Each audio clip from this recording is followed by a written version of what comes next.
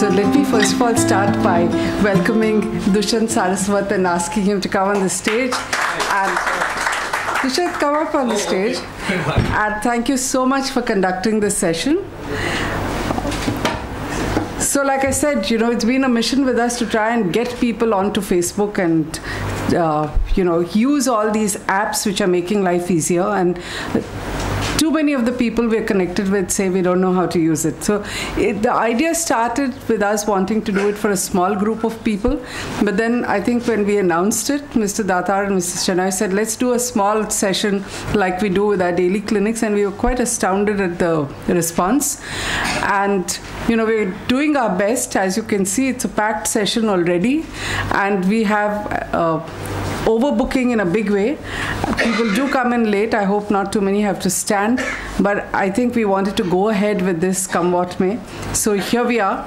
We also turned extremely lucky because, while we were all thinking about how to put together this presentation, what should go into it, I thought, let me just tweet about it and see if we can get help from somebody. And, Paytm, I think, responded very fast. So did Ola, actually. But, Dushyant was kind enough to say, okay, I will handle it and I will talk about all the apps. And I think it's wonderful because there's nothing like getting a perspective from somebody who's been on the inside and who's been, I'm going to do a formal introduction a little later. But before I do that, let me first of all welcome Dushyant with a bouquet of flowers. And may I ask Sailesh Mishra, who is our partner from Silver Innings, to present the flowers, please. Okay, so Dushyant is an MBA from Symbiosis in Pune. He's currently the Vice President Business at Paytm. He handles wallet marketing, life cycle management, and digital content business at Paytm. So it covers everything that we want to hear today. He also led the Walt Disney's digital business in India for several years before that. And even before, he was a founder of Zapak, which is a Reliance entity. And he has also worked with ICICI Bank on credit cards and payments and lead marketing. So with these few words, I'm going to, allow Dushyant to just get started with the session.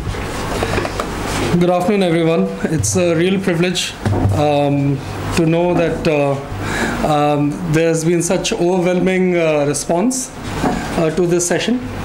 And in some ways, I'm very, very happy that that I'm here because like a lot of people in this room probably, but not so many outside it, the youngsters.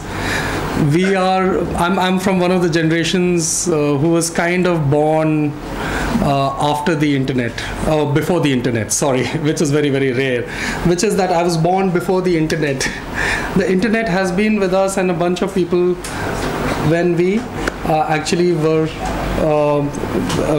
actually saw it come in for the first time, but it's been a transformative thing. Some of the things that have really transformed the world and that we can see transforming around naturally is the internet. But the one thing I want to speak about is the power of internet access. How do you get internet in your hands? In India, we know that we may have 65 million personal computers, and the total number of broadband connections would be in some 20s of millions. But if you look at the PC or the computer, but internet is in so many other hands. More than 200 million Indians are now using the internet, and it's all coming in from a phone. The first time most Indians have actually seen the internet or tasted what it means is the mobile phone. This is a very, very different journey and very nuanced to India, because overseas it was always the personal computer, and then you got a smartphone, and then you knew, but you knew internet when you saw it. But we are the people, proud to be, who also know how to operate this. This was the phone before that, right? It's a tough thing. You think it's not an easy thing to operate a rotary phone. Did you try it last time? How long does it take to dial 10 numbers on that? And every time, where is that book that you used to keep, that address book? How many of you still have a telephone number book in your pockets? In your pocket? At home. Wow. Could you have thought that you could walk around without an address book before that? Or a phone number book before that? some people will say now we don't remember numbers. It's all right. We don't remember so many things. That's why we learned how to read and write, right? So the thing is that whenever we look at things which change our world, you can look at the way that it is changing a certain problem. But once in a while comes some device or some technology which actually solves a lot of our problems. So for example, I just wanted to share with you in terms of what used to happen really in the old times to now, because I'm also an oldie, as you know. 10 years ago, when you got an email, you were excited. Wow, somebody sent me an email. Now, when somebody sends you a postcard or a handwritten note, it's the same glee, maybe it's more. The only people who seem to be sending me postal letters are just the guys who want me to pay bills. Is that right? Like, nobody's writing that to me. Why do you think? Is it good or bad? Do you think it's a good thing that we don't write with our own hands and send a postcard across? How many people think that it's a sad thing we don't write with our hands and send postcards? Yeah. Okay. Sorry. So I saw a lot of hands out here. A lot of hands. Out of all of you, how many of you wrote a letter last week?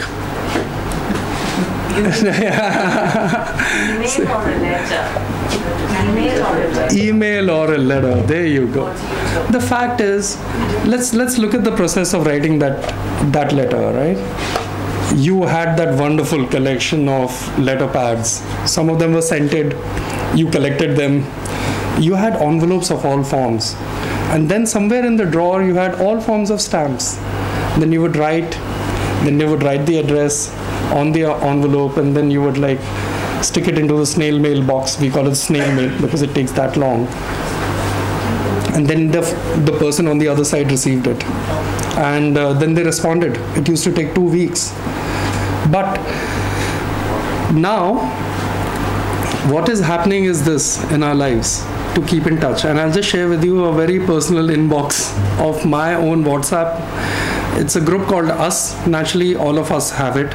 A group like that, which is made up of us, our immediate family members, our parents, our children on it. And this is what it looks like. This is just some sample images. This is my mom, who has sent the Rakhi thing, how she's doing it at home. Her brother had sent Rakhis. So, and they're alone naturally in Delhi right now. So my mom tied that Rakhi on behalf of my buas to my dad, as is the norm, etc., right? Because there's no one else there. Then there's a picture with my daughter out here. This is my father, who's looking at the Independence Day parade and excited about it because he's an ex-army man. This is him sharing a screenshot of what he's seeing right there. This is him later sharing where he's gone. And he was in Mumbai on that day, and the location. This is where he is in case we have to find him. Why did he send this? This is greater intimacy. I really think it is. I know at any given moment what my parents are going through. I know he's watching that Independence Day parade. I know that there'll be adrenaline in his blood. He remembers the day when he stood in that parade, when he saluted it. And I can share that moment instance. We are closer. We are closer as a family. Every morning, my mom writes, "Good morning, children." And we say, "Good morning, Mom." Whenever I get off a flight, I have to tell them, "Landed." Or just don't tell us anything. Just tell us you landed and that you got onto the flight. See, when transformations happen, we try to hold on to things that we are comforted by because we are comforted by them from repeated use, which becomes a behavior. But something new comes, and when something new comes, then there is always a little bit of a fear and paranoia. And then you finally start embracing it, and you realize that in the relentless march of human beings adopting technology, the fact is adoption of technology is happening for one reason: for greater convenience, for greater intimacy, for all the good reasons.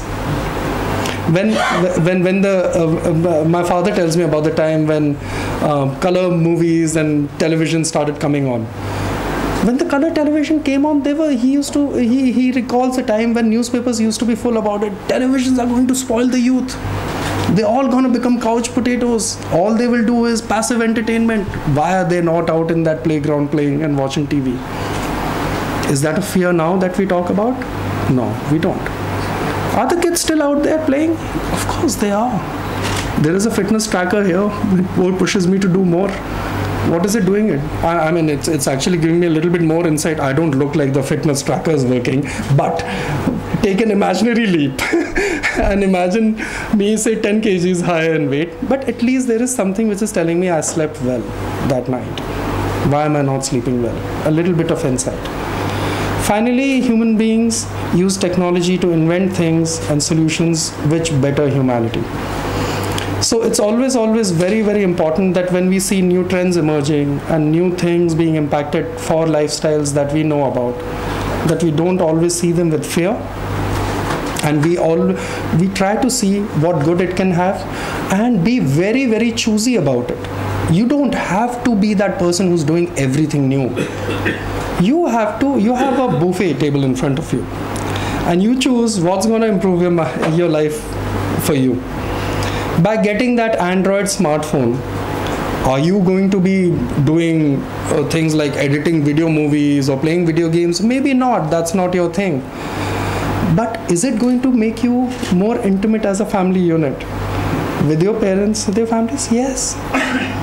In this particular talk, I'm going to talk about how some of these apps are actually genuinely adding value to our lives and why you should choose them.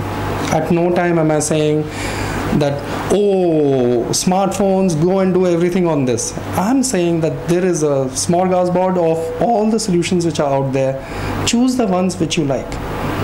For instance, I will talk about how using the Paytm app, the company that I work for, and it's not a pitch, but it really is the reality, which I'm going to share in a moment, is impacting my mother's life. Why is it impacting my mother's life? Because, she just doesn't have to take that rickshaw in 45 degrees and go and pull cash every second time, or go to that shop to buy something which is a daily necessity. She's sitting at home. It makes her feel better as a son that she's not trudging her way through hot Delhi just to go and look for something which could be just bought online and delivered to her doorstep. So here is what my mother's morning looks like. And you can imagine her age, because as a gentleman we never tell the lady's age, but I'm 42, so do the math. But this is how she has adopted.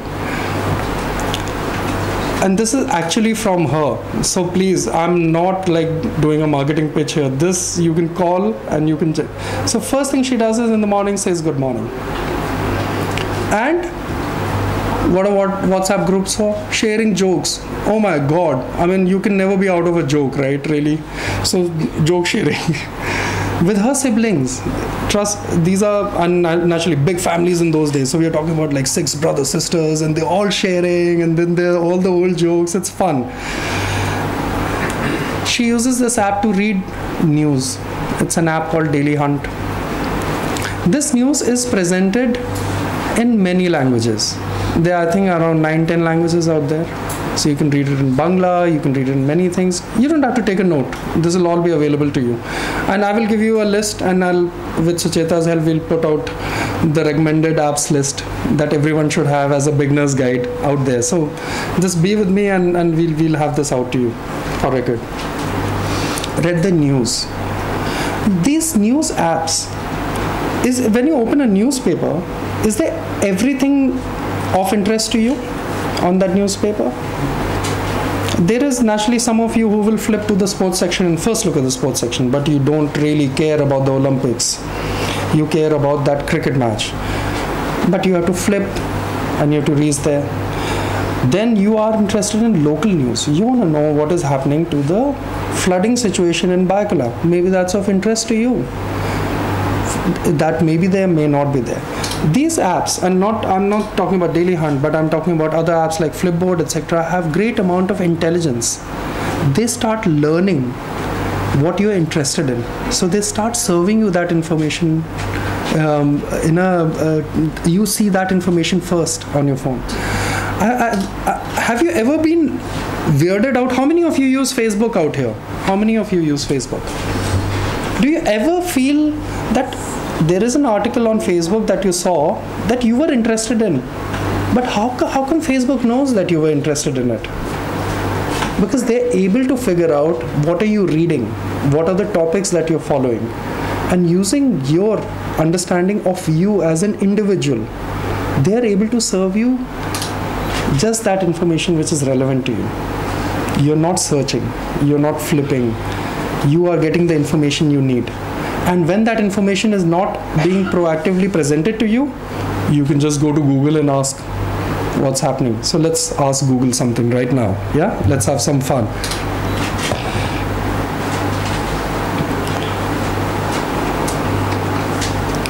So on the Google app, and I will try to show this, and I can actually kind of open this app, which will give you a little bit more sense about what you're saying. Okay, and I'll just point it out here for the moment. I think it's going to be a little fiddly on this. Okay, this is the Google app. This is an app I would highly urge all of you to please have, your Google app. This Google app has understood and read my emails that these are the kind of things that my home is 1 hour 8 minutes away right now. It automatically knows that I'm here, it's 1 hour 8 minutes away. Why is it in red? Because it's showing there's a traffic jam. It will actually remind me that for your next meeting, you're already running late, buddy. You better be booking that cab, and you can book that cab. Okay, so let's ask a question. Any question out here? Okay. How many planets are? Sorry, I'll do that again. 8 planets. Sky and telescope. There are 8 planets in the solar system: Mercury, Venus, Earth, Mars, Jupiter, Saturn, Uranus, and Neptune. Okay. Did I type anything? No, I just spoke into it. I'll do this again for you. How many planets have rings?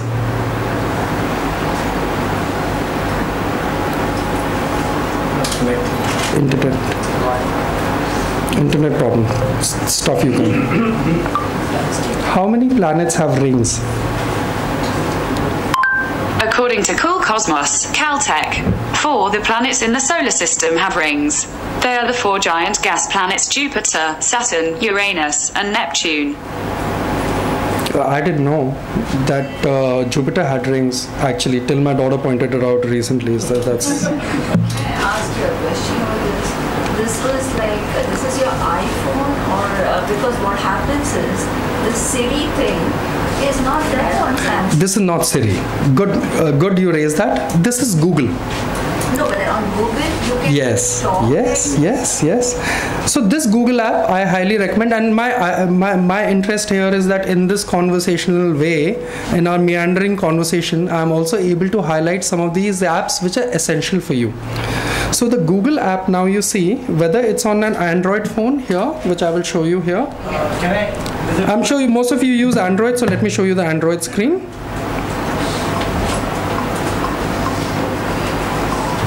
Okay. There's a Google Plus and Google. Do you see this? This microphone? You ask. Where is Moneylife Foundation? Moneylife Foundation India is at 304 Hind Service Industries premises, Sea Face, Shivaji Park, Dadar, West Mumbai. They'll probably give you Sucheta's age, but I won't ask that. You have to sort of program it or train it to your speech, that used to be a fact, and on some platforms like Siri, it still helps that the more you use voice, the better it gets, because it starts learning. Because if it gives a wrong answer, then you can edit it and correct it, and then it knows, okay, this is how you pronounce driver or water, like water. So there are some platforms like Siri. The more you use voice, it's better. But Google has actually doesn't need too much of training. They've really done an incredible job of taking all the voice in, and in most cases Google will work right out of the box without anything. Android has got a different version, that latest version. And which version is more because either iPhone, not iPhone. So always keep your phone OS updated, and you will find that the OS updates can be enabled in a particular way. Not updating your phone OS means operating system, or like, everything is running on Android. When you say Android, it means it's an Android phone. Android is made by which company? Google. So Google has actually made this particular software which any phone manufacturer can run onto a phone device, and then it will give you everything like, the search bar, applications being installed, etc. How to update this Android version? No, when you buy an Android phone, it comes already with it. No. If the smartphone is 2 years old, then the Android version will be old. Yes, Android version sometimes in very old devices cannot be updated beyond a certain point because it is linked to the processing power of the chip inside it, etc. But in most cases, you will not have that problem. You will get these, and you don't have to worry about it or do anything, because proactively you will get a notification saying that a software update is available. In many cases, your phone will have the option in the OS saying automatically install the software update. I will show you this, and we'll come back to this at the end of the session. So can this be used for word processing also? Sorry? Can this be used for word processing as well? Okay, so text to speech, yes, absolutely. So text to speech is available across devices and OSs. So on Google, you have a text to speech. In fact, there is also there are some apps also that Google puts which actually read the text and then read the text and translate it back to you. Google Translate, for anybody who travels out of the country, there is an app by Google Translate. Google Translate, you can speak into it, and if you're in front of a Spaniard, it'll actually speak the same thing out in Spanish. Don't expect it to be 100% accurate, but largely you will get through. You will figure out where the bus station is. About word processing, there were Dragon software and so on. It took a very long time to train and to personalize to your way of correct. So let me show you a wonderful one right now.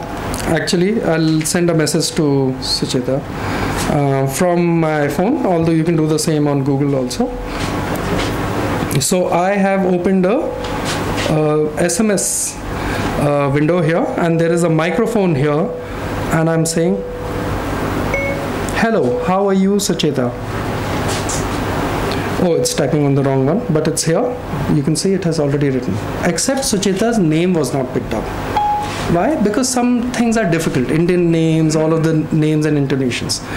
But yes, you can do that. On phones like your Android phone, etc., you can do these kind of things on any phone today, which is set an alarm for 9 a.m. for all weekdays. I've set the alarm for 9 o'clock. So there are many things that are wonderfully coming together. The whole pain of typing is slowly going to go away. Why is it going away? Did any of you hear about this Google Glass? Yeah? So Google Glass was a mini computer or a phone basically in the form of a glass, and then it projected things out here. But if you had to tell Google Glass that now start recording a video, how do you tell it? There's no keyboard. So you had to speak. And because you had to give a voice command, Google had to make their voice commands really good. The new devices that you will have in future will largely work, first of all, by predicting what you want. Like for example, okay, it's evening and we know you have your vices. I'll open it and the ice tray will pop out. Yeah? But I mean, like, that's But I just showed you some predictive stuff here. Google knows that obviously you're in the same city and you're going to be headed back to your home. So let me pull out the traffic conditions right now and tell you how many hours it'll take to reach home. We are talking hours here, it's Mumbai. Let's be real. Okay. So this is the kind of stuff which is happening, and text to speech, speech to text are all the things which are going to be coming up. Anyway, so let's see this. We were talking about how news is customized for your taste and preferences. Using these apps actually will give you deeper understanding about the areas of interest that you have. Then naturally, what does everyone do? They check Facebook. This is what my mom does. After that, after person-to-person community binding, what are the others up to? Huh? And then, who doesn't like window shopping? But the window shopping is happening now on your phone. This is the place that you're going to, because where else would you know that if you really have that 50-inch LG LED TV that you want to buy, where is the best discount? Would you trust that guy next door?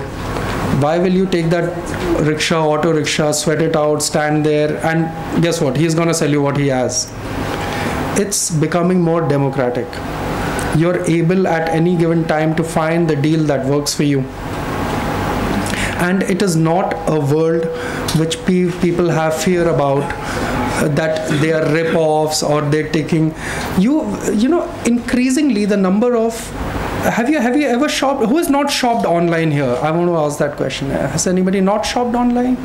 Okay, great. Sir, could you please share with us why have you not shopped online? The microphone to you. Really, the blunt, honest facts. I don't know exactly how to use. Wonderful. And second thing, I tried once this debit card, but each and every time I am having some charges on that for filling up petrols, paying the electric bill and mobile bills. So I little bit excellent. And wonderful. I'm going to just address this, but in a moment, so we can move on to the gentleman in the back, and I want to know why you haven't shopped. And I hear you. Let me repeat. One, we don't know how to use it, and it's a fair thing. We don't know. And second is, there is a fear that there are charges that show up which I don't know about. Good points, these are just the problems that everybody in our industry wants to solve for the consumers. Taking that fear away, making everything transparent, and giving you things. Do you know that most of the shopping you do in India, you can just return without a question asked. You see it, you don't like it, take it back. The mattress I bought, if I lay upon it, I tried it out, it's too firm or too soft, I can send it back, no questions asked. These are the kind of efforts, and it all costs money, because when you return a thing, it's probably not going to get solved. But all the corporations today and in the ecosystem that we exist are making these tremendous efforts and actually taking hits on costs, so that the Indian consumer feels more and more secure, that I will always get my money back. But we'll come to this more and more. Please, if you don't mind, I just want to stay in the flow. And I'm never sure what I'm going to get when I buy it. So true. So if somebody were to offer you that, hey, have a look at it, if you don't like it, send it back, how would you feel about it? I feel bad sending it back. Yeah, that's right. And sending it back, it doesn't mean that now you have to pack up that shoe and put it in an envelope and then go to the post office. No, you say, I don't like it. This is not what I wanted. This is not the color I asked. This size is too small. You click a button. Somebody comes to your doorstep, the same courier boy or another one of his mates next day, and he picks up that bag and you get your money back. This is where it is. With most of the trusted e-commerce shops and outlets, this is the effort that the industry is putting in, so that we as Indians can adopt commerce. And the beauty about all of this is, which I'm going to highlight again, is, and to your point about what are these charges, how are they showing, this is the kind of transparency you very well said that is needed, and this is just what we spend most of our effort and time on, and we go to no lengths to do that. So no questions asked, return policies, immediate refunds. For instance, I want to share with you a very simple thing. One of the things that people pay a lot is the mobile phone. How many of you have a prepaid mobile phone number here? How many times do you recharge your phone, sir? In a month? Once, twice. Most of the people actually in India do it around 4 to 6 times in a month, because they don't want to keep too much money on the phone. Every time you do that, you have to walk to a shop, buy that scratch card, or give him money and then get that recharge. Do you know if that recharge was the best value? Not really. And then you have to make that whole trudge. Supposing, and this is what Paytm does, when you recharge from Paytm, and for example you paid the money, and we are now telling Airtel, Vodafone, or whichever the telco is that okay, this person has paid the money, now recharge. Supposing that connection breaks, what used to happen earlier, the company would refund the money and take 7 days, 15 days, depending on whether it was debit card, credit. What we did is we put the money immediately back into a wallet which you can try again immediately. So you are not stuck on payments. And this is not, while we led that, the fact is that this kind of facility is available increasingly with many other partners. So companies like us are really working hard to bring just this trust and transparency. Anyway, I'll just move on. Payment of the electricity bill. How many of you, okay, I guess everybody pays electricity bill here, but how do you pay electricity bill? ECS, right. Anybody here cuts a check? I thought more hands would be showing on that. We cut a check, right? A lot of us cut a check. ECS, you're already evolved. But yeah, you filled up that form and you gave your details in ECS. 1% discount. Yes, I'm going to show you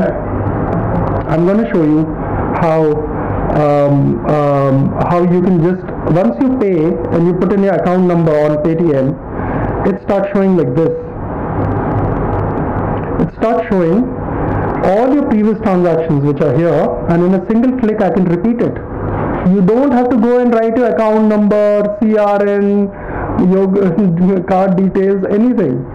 You already know that last month I paid 3,400 rupees. I'm gonna just single click and it's done. And it is done. And your DTH number, which is that long fiddly code, you don't have to type in every time. Once you make a payment, it's always available, and in a single click you can just pay. The credit card number is stored? Yes, you have a choice always to store your credit card number or not to store the credit card number. Now that's an important point I want to say. A lot of people fear that if I put my credit card number and save it, and tomorrow whether somebody hacks it, etc., they'll get my credit card number. But do you think, even if you were to, sir, to give me your credit card right now and I find it lying on the floor, can I use a credit card? Nowadays I think OTP is right. That's right. We are living in a very safe world now. Increasingly safer. And our regulatory central bank, etc., they really try to make things safer for us. So they put in a second factor authentication. What is the first authentication? I have the card. I give it to you. I want to buy this phone. It's your card. But what does the card not have? That PIN. Where is that PIN? It's inside your head.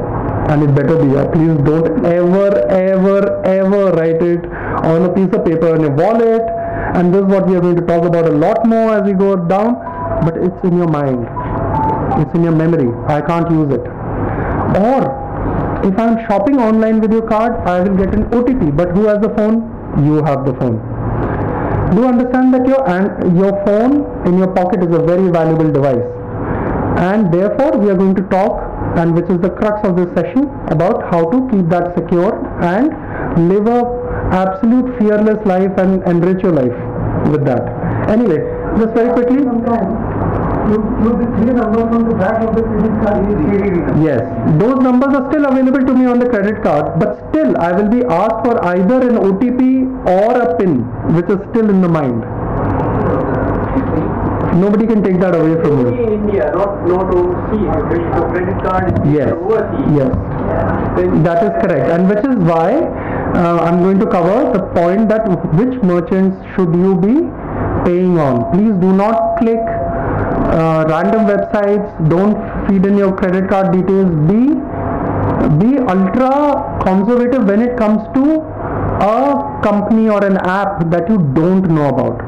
But if it's a company or an app that you know is that company that you know about and you know it well, please, by all means, please save your card. It will save you many seconds of that pain of feeding in the card detail every time. When your card details are stored, I want to tell you one thing. There are a few things no company can ever store, is not allowed. First of all, you can only store a card when you have done a particular certification. It's an international certification and it's called PCI DSS for anybody who's interested in this. And it has very strict protocols that when a customer stores their credit card or debit card details or any other transaction detail, there are some things which are never stored. That's why they ask you, despite the card being fed and saved, that please put in the CVV number. Then it will take you to another site and ask you what you have in your mind and your head as the PIN or the password. Excuse me, yesterday in Times of India, there was a news item. Similar things have happened earlier. An actress account has been, their credit card account has been debited 9 times. Amount is something like 6 lakh rupees. Correct. This is a fact. It's not percentage. Now, how do you say? Similar experiences we have from my friends who have traveled abroad, used in secure places. But in spite of this, so the hypothesis in your statement there is in secure places. I want to share one thing with you. When you travel overseas, try to use a travel card which has limited limits on it. Also, increasingly, not every country is caught up to the same level of security, but everybody is headed in the same direction. So increasingly the world is a safer place, but look, if your password is going to be something which is easy for people to guess, no matter what you do, you just handed them the keys. So I'll come to these particular instances later. Can I interrupt? Yeah. In the US, if you use a card, they are much more advanced. You insert the card, the machine remembers your number. So the moment your transaction is over, somebody can do the transaction on your credit. No, that is not true. No. That is not true. The machine never holds your card number. I want to tell you at all times, understand that your card number cannot be read by the company which is doing the app if it is a secure transaction, unless it's a fraudulent. All of this information passes from one point to the other point in an encrypted format that even if the company wants to look at it, they can't look at it. For instance, we will never know what your password is. We don't know what your password is. Even if you ask us what was my password, we can't tell you. That is why you should never give your password to anyone, because the company will never ask you for the password. We have ways that encryption is further strengthened by many other things, like we can figure out which city you are in, but your card is showing in Baroda, but you are on your phone in Delhi. So there are many other ways. Understand that fraud protection is something that works for the consumer, but works even stronger for us as business. So everything in the payment space is done so that we don't ever know your phone numbers. We try not to know your card numbers. It never resides in the system. Malicious and fraudulent activities like putting a film over your ATM can be done on ATM, but then fraudulent has no end to it. You can put locks outside your house, even they will be broken, right? When somebody has a malicious intent, then it is very difficult to do it. That's why I'm saying use and live your life without any fear, but do it with sites and companies and apps that you know about well. And specifically international sites which are not asking you for passwords, etc., try to always avoid them. But the first step starts from yourself. Don't be taken in by something which seems to be too good. I'll come to that. Now, my mother was also able to tell my father that there is a traffic jam. Why? Because Google has this Google Maps. How many of you have never used a Google Map? Please use the Google Map. My advice. Google Maps actually gives you real-time traffic information, and I will show you. On Google app, when you say I want to go from here to there, it actually tells you there's a lot of traffic right now at the at that Varkova junction.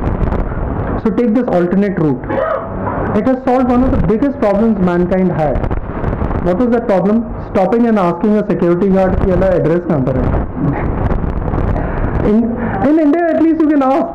कम से कम कोई होता है road के बगल में कि पूछो भैया ये कहाँ है दादर का रास्ता. If you're overseas, there's no one there. And that is the kind of problem that companies like Google etc. are working, and it's incredible because they're able to tell you that there is a jam ahead. When you start off from your home, it will tell you you are starting at 2:15, you will reach that place at 3:45, and it will be on the dot, unless of course there's some other traffic pile up in the journey which you have. How many of you have used an Uber or an Ola or something like that? Have you seen that you just have to type in the address you want to go and then the map comes up and he finds the way? So you don't have to tell him, नहीं आप ना वो छाते वाली building के पीछे आ जाना. हाँ नहीं मैं वहीं पर. He will reach you because he knows from your phone where to reach, except sometimes there are some small errors.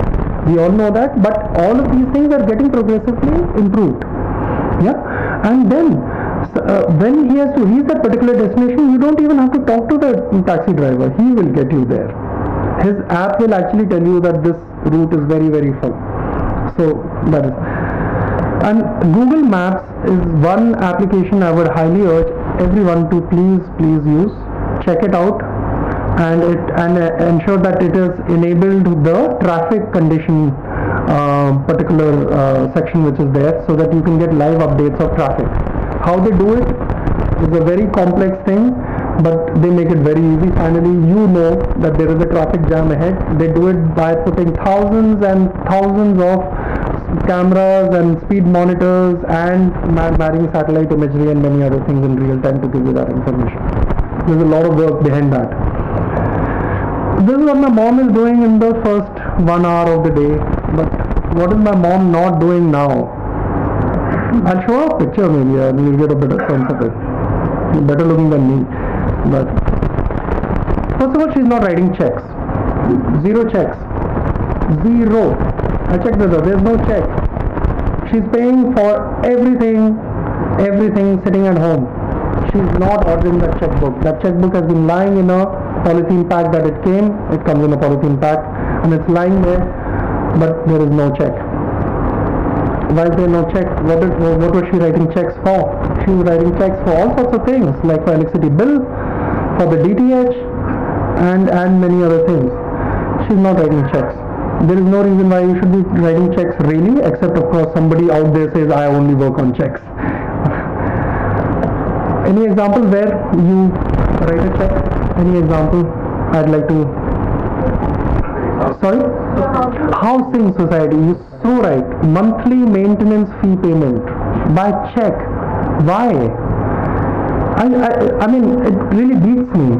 If you could just allow people to use their credit card, debit card or bank account to pay, and you could set an instruction saying every month pay this much. It's set, right? There's no variance in it, except of course if you pay something extra for some other maintenance fee which has come up. Why should you pull out that pen, write a check? Sometimes the check will get bounced. The society itself is not being very smart in that moment, because guess what? From the time you write the check to the time the runner boy will go, the clearance will happen. Supposing the signature was not right, the money is stuck. You should not be doing it. And if you're housing society managers and administrators yourself, we would love to come as Paytm and tell you how it's so easy for everyone to pay you electronically. Dushyant, sorry to interrupt you. Sure. I'm a society office. We don't know who is paying what. Correct. You don't get the details.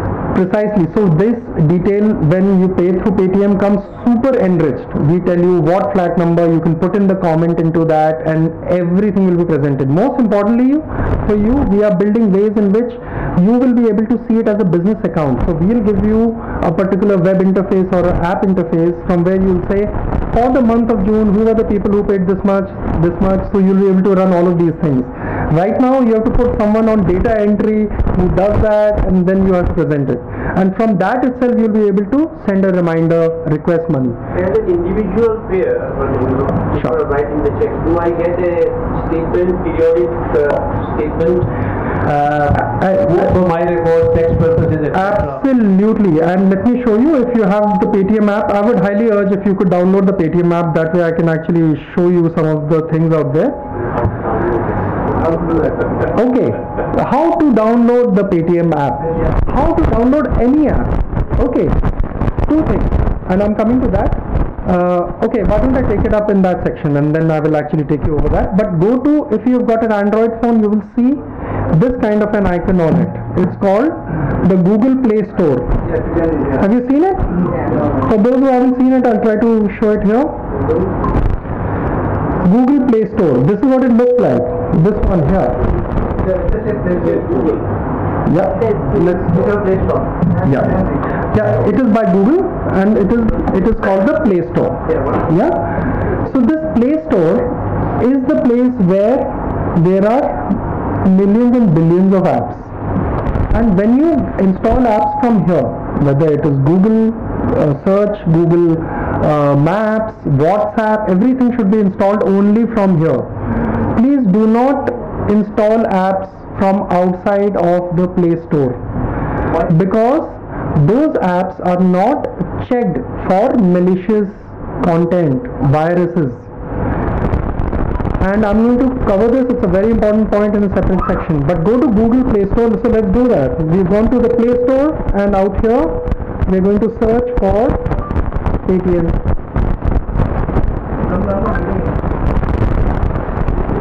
There you go. Paytm has come. You click this, and it says install. It will show install. So that is through Paytm and Paytm multi-billion wallet. Yes. In fact, after this session, what I'm going to do is I'll ask all of you to send me your mobile numbers, those who don't have Paytm, and one by one I will send each of you 10 rupees Paytm cash to get going. How about that? Free money, yeah? And use that 10 rupees Paytm cash. Recharge your phone. Well, see, everything doesn't come free, right? Okay, look, that Paytm cash you can use like money. You can use it to pay for your mobile recharge, for your electricity bill, for your Uber taxi ride, or you can send it to anyone. On Rakhi, we had millions of consumers who sent money as Rakhi money to their sisters who are not in the same that they could meet. This is a great way of sending money, because when the sister received this money, she could go and buy a dress, she could use it for her taxi ride, and for many other things.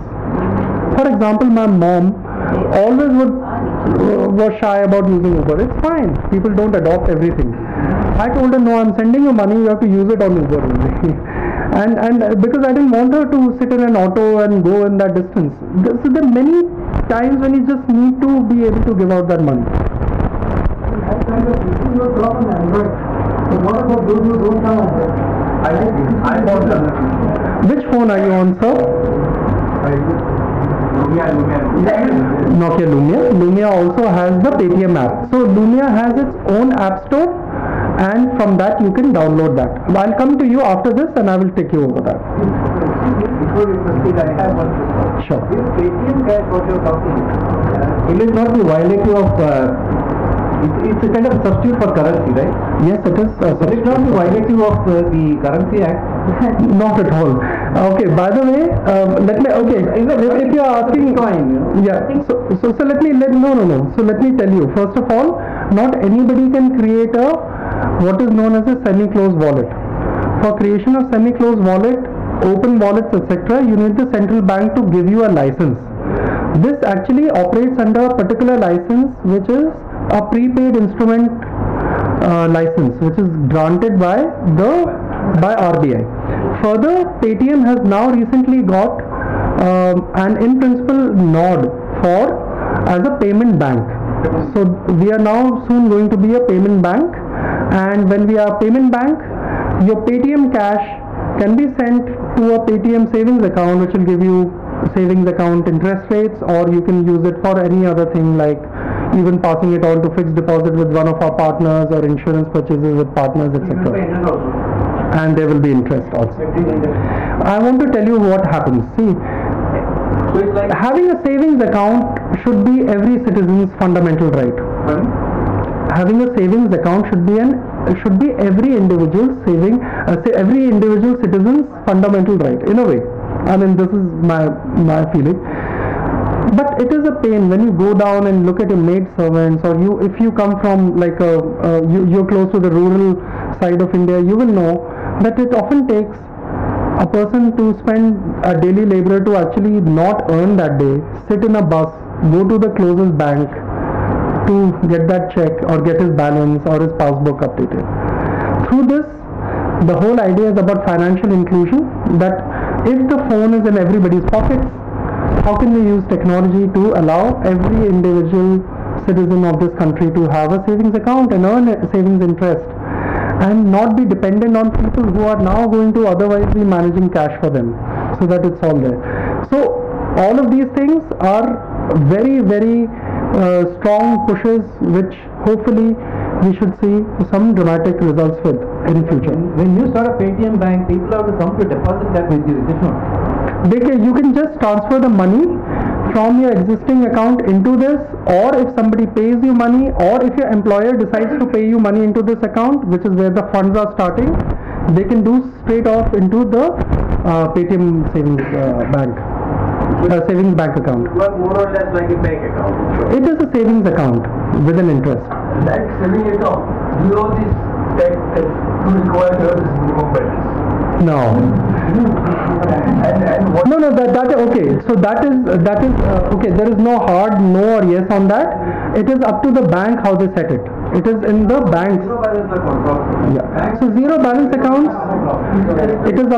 It's up to the organization to choose whether we will keep zero balance or not zero balance, because operating every account has some costs.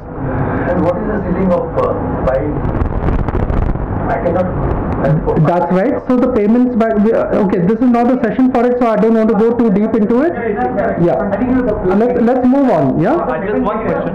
Okay. By the way, there are some limits of 1 lakh, but for that you have to do KYC. Is the short answer for this. I have a question. Yeah. About Paytm, to understand Paytm basically. Is it a kind of a wallet where we keep money, like we have other? Yes. Or it is also connected to your credit card, because it's a credit card, and it is connected to your bank account. So you have to keep a balance in bank account or Paytm, or you can connect it also to the credit card. How I will make payment to let's say electricity bill. So is it via media, or it's a balance there, or it's both? No. So it's a very simple world. There is money which is there, and there are ways in which money comes to you. Okay. So where does the money come to you? Either through your pensions, your salaries, your wages, and somebody is giving you money for some services, right? No, these are incoming. Credit card is not. So when the money, there is a credit limit, but it's not incoming funds. So I'm saying, where does the money actually come into a person's life? It comes in from either salary, wage, somebody paying you for something. This money, where do you put? You put into your savings account. And then people give you a credit limit, which is a credit card. Okay, you don't have the money, still you can pay. This is a credit limit. This is your bank and this is your bank account and your credit card together as a limit. Using this, you can fund it into a Paytm wallet. Once the money is in the Paytm wallet, like you took out money from the ATM, what did you do? You did the same thing. Instead of taking it out and putting it in your pocket, the currency, you put it into a Paytm wallet. And using the Paytm wallet, now you can pay easily for many other things. It's like a credit card. It is not a debit card or a credit card. It is not a. In credit card, my fund actually goes after 45 days, but in Paytm it immediately goes. Absolutely, because this is a immediate thing. See, it is not a credit card. A credit card gives you credit. We are not giving you credit right now. In future, we'll see when the bank comes up. Last question is, because I pay by credit card, I have some funds. So my electricity bill I pay. Yes. All other payments I make by credit card. Yes. And I have scheduled my credit card such a way. I have credit card that I take maximum 45 days credit. You should definitely continue to do so. But all I'm saying is that if you try paying through Paytm this time, you can still check out by the Paytm credit card right away. You don't have to first fund it and then only pay. You can just go to Paytm, say I want to pay my electricity bill. It will ask you how, net banking, credit card, debit card. You choose credit card, you can pay. Which kind of payment gateway? In that way, okay, let's not get into semantics because now we are going off kilter. But basically, money can flow from here, or you can keep some money here. Up to you. Okay. It's a wallet. It's a wallet. It's like a wallet. So these are the kind of things.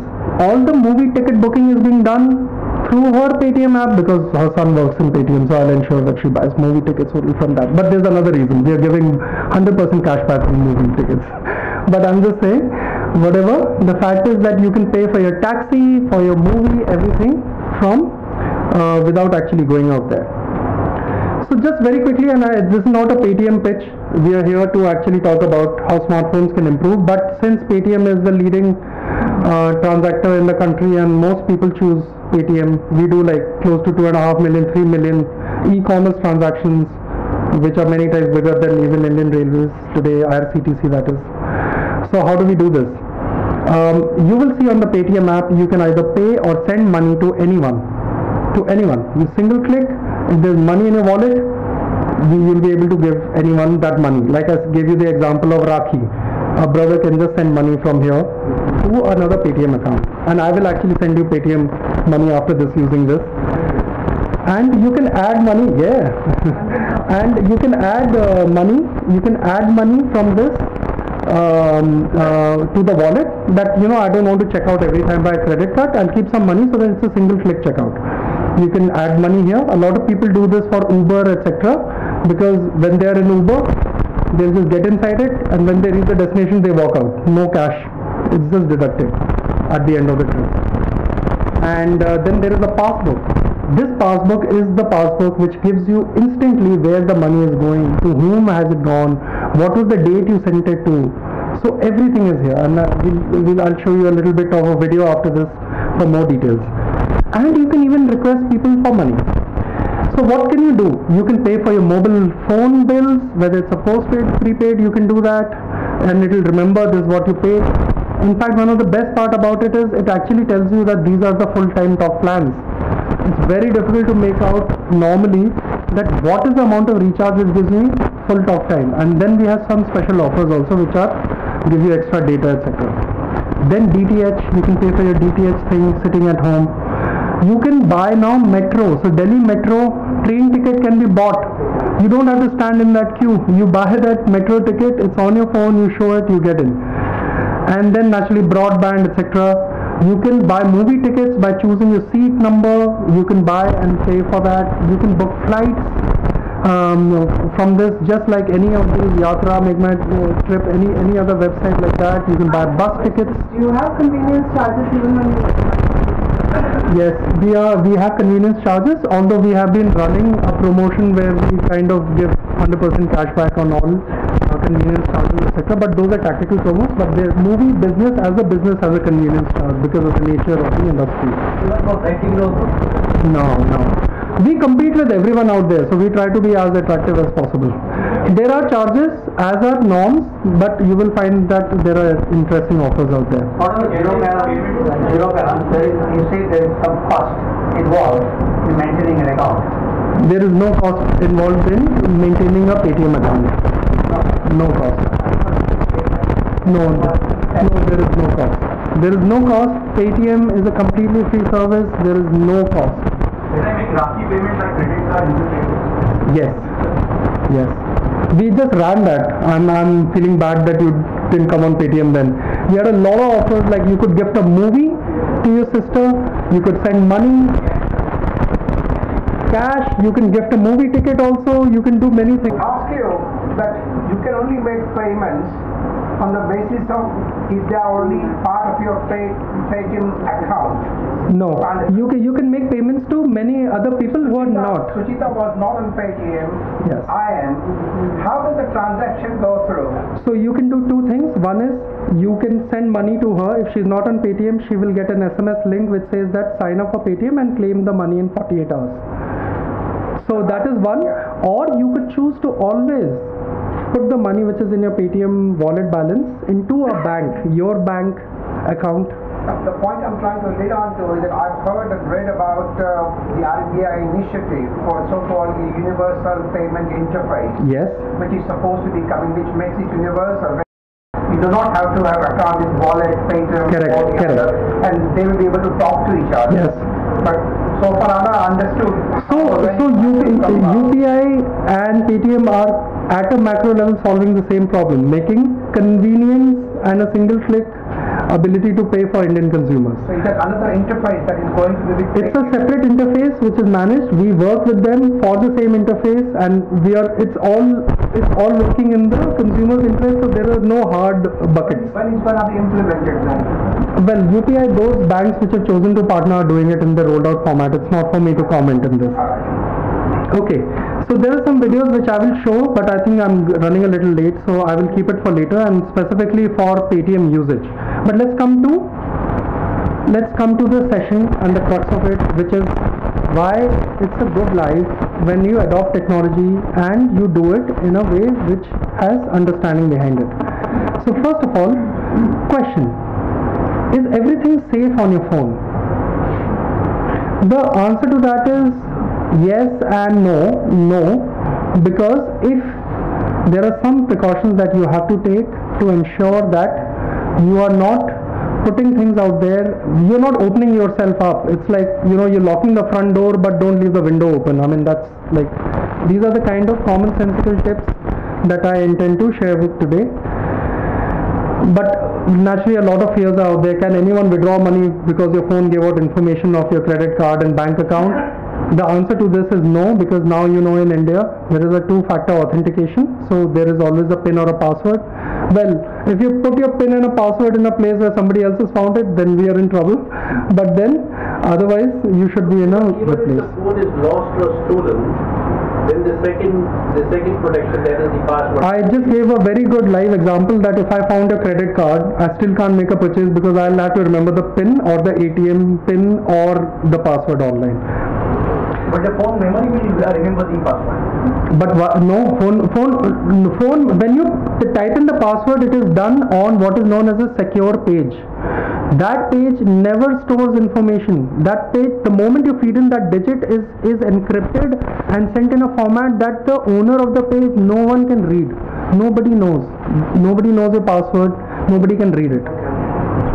Can I ask you one question? On WhatsApp, when you send the photographs like passport and certain details, because they ask for it, like the visa details, the passport details. Now they just say, Madam Snap lगा के भेज दो. So Snap, okay, I put it on WhatsApp, I send it, and then try and delete that. But no, it doesn't get deleted. So when you, one should try not to, and my advice is try not to put your proof of identification ever on things that can easily be reached. If you have to send this, send it to an email ID that you trust. At least there is a corporate behind it, not another human being. So please be wary when somebody says just send me your identity proof, ration card number, anything, because all of these can be used for identity theft. The best way to do that is send an email to that company, and the email ID of that company should not be Gmail or Hotmail or any, it should be a company email ID. This is the best practice for that. Okay, so this is an important one, and it's good that this came up. Should you feel secure sending it? If you know the person well, go ahead and do that, because nobody can read what you're sending now. Increasingly, if you have an updated version of WhatsApp, they're encrypted from the sender to the reader. So anybody who wants to read it cannot read it if they don't have your phone, because only this phone can unlock the incoming message which is coming to you. However, if you don't know the person, try never to share your proof of identity, card image ever on WhatsApp, or tell them, please give me your company official email ID, I will mail it to you. Backup लेते हैं Google तो वो Google पे जब आप backup लेते हैं तो उस बैकअप को सिर्फ आप अपने पासवर्ड डालने के बाद ही फिर से पढ़ सकते हैं। तो अगर किसी के पास आपका पासवर्ड नहीं होगा तो वो बैकअप एन्क्रिप्टेड फॉर्म में सेफ रहेगा अगर आप गूगल की सर्विस यूज कर रहे हैं। अगर आप कोई और थर्ड पार्टी क्लाउड सर्विस कर रहे हैं तो ये एश्योर्ड नहीं है and it can be that's why I am saying try to stay with only backup phone to services like Google etc. or what you call on Apple devices to the Apple service, iCloud. Okay, tip number 1. Here a question I'm going to ask everyone. How many of you have a passcode for the screen of the phone? How many of you do not have a password on the screen of the phone? Please do one thing right now, set a password. Okay. How do you do that? I will teach you. This is how you do it. Sorry, I have a question. I have a passcode, but there are lots of people who say it's better not to have one because if you meet with an accident or something and your phone is locked, nobody knows how to even contact your next of kin. Okay. Just consume battery. No. That is a myth. The amount of battery consumption is minuscule.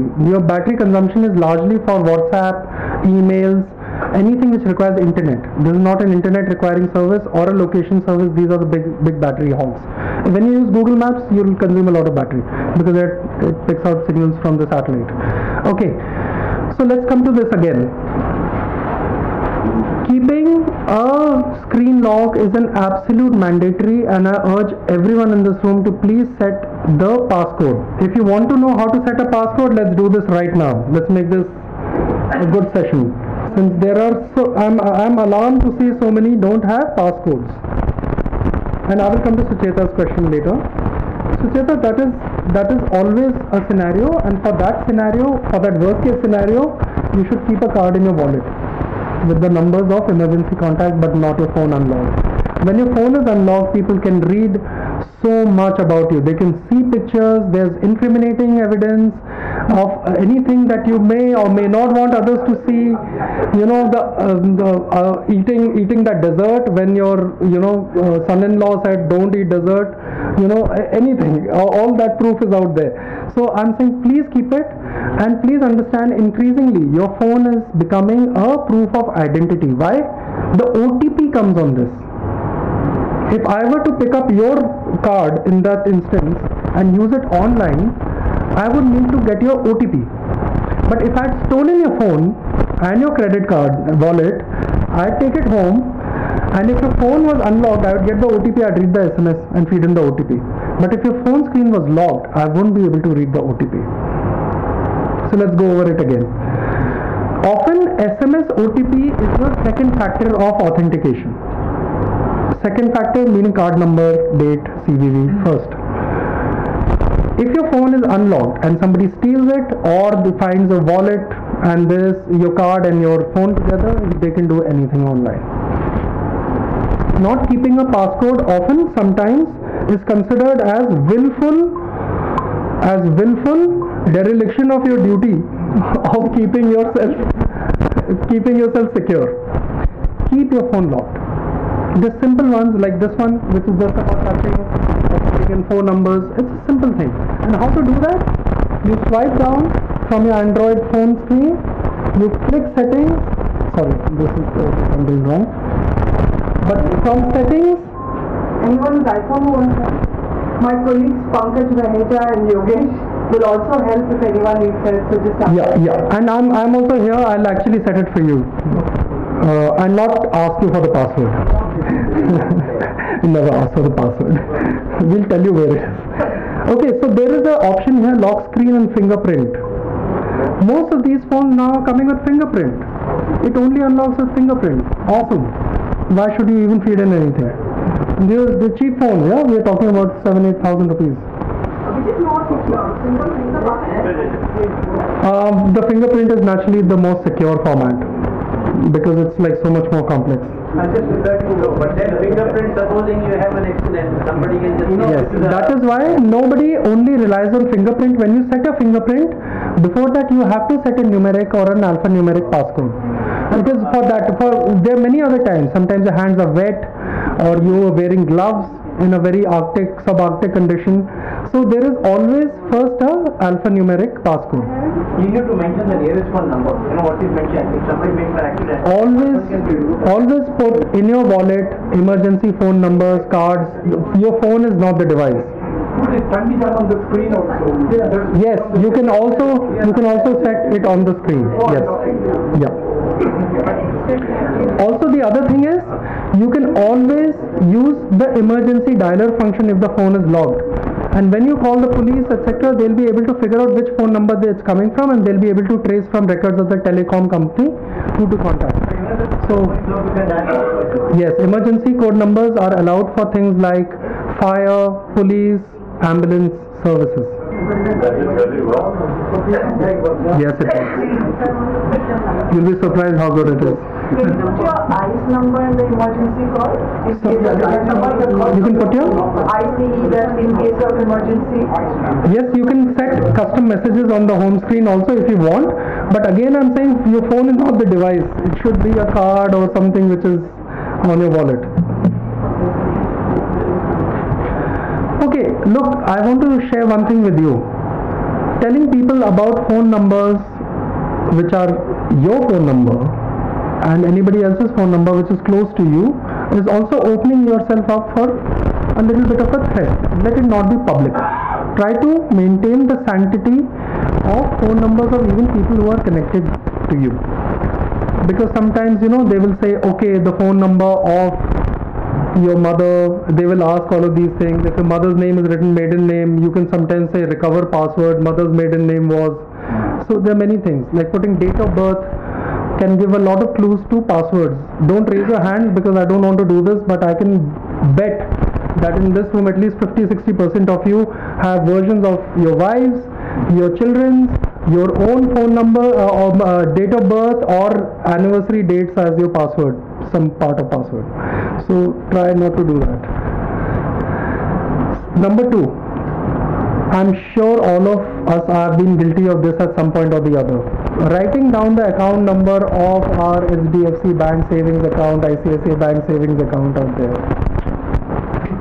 And I'll tell you the reason. I understand that. I did that for many years because it's so damn long. It is so long. It's a long number and you need it. But you should not ever save it on your phone thing. If you get a malicious app or something which pulls out that information, you have given this hacker at least an account number. My God, without that account number, you would not have that. People like us at Paytm are working where we eliminate the account number altogether. You have a mobile number, your mobile number, OTP comes here. Why shouldn't your mobile number be your account number? You don't have to ever remember it. So as time goes by, you'll find that account number actually has no reason to exist. If they know your mobile number, they're sending OTP, why can't it be that? But till then, please don't write your account numbers. Which is why I don't have to remember my account number, because when I have to send money, once I send money from my Paytm app to my bank account, then it will remember, because I'm logged in, that you sent, this is your account number, this is what you want to send, single click, money goes. So as you start using these apps, things will become easier. Second, PIN and passwords. I want one brave person to say that my ATM PIN is in the wallet right now, in their wallet or on their phone. Somebody? Nobody? Smart audience, really. And half the work is done. Okay. PIN, please. Just chuck any PIN which you have chosen by choice, which has your date of birth, anniversary date of birth of your children, spouse, siblings, in that. Try to keep a new number, remember it in your mind, don't write it down. If you forget it, there are very easy ways to reset a new PIN. It's very easy, you'll be surprised. A lot of banks allow you to reset your PIN. For example, if you forget the telephone identification PIN, you can reset it. If you forget your net banking PIN and you remember ATM card PIN, you can go and using your debit card account number details and your ATM PIN, you can set a new internet banking PIN. So things are very, very simple, and when we get on with our bank, etc., you will find that we will just eliminate all of these with just one thing to remember. So basically, rely on your memory. Even if it's fading, try to rely on it. I'm talking about my case, naturally. Okay. Another thing. How many of you have your phone number on Facebook? Who are you waiting to be contacted from? No. Now I had till recently, and I probably still have an old phone number on Facebook. Guilty? No need. Okay, and I'll tell you the reason behind it. Facebook and any other social network like Google Plus, etc., are things where mobile numbers can be read for a name. So they'll have your name, and now they have the mobile number. So you are giving them a lot of access about personal information of yours, which they can use. If somebody is on Facebook and wants to contact you, and you don't know him, that's why he doesn't have your number, he will send you a message on Facebook. No need to write a phone number. You can wait for that. You're always looking at Facebook all the time. Google Plus, remove your phone numbers from Google Plus. We have put our date of birth on Facebook, how to delete it? You can go to the settings and you can delete it out there. Facebook settings and you can delete it.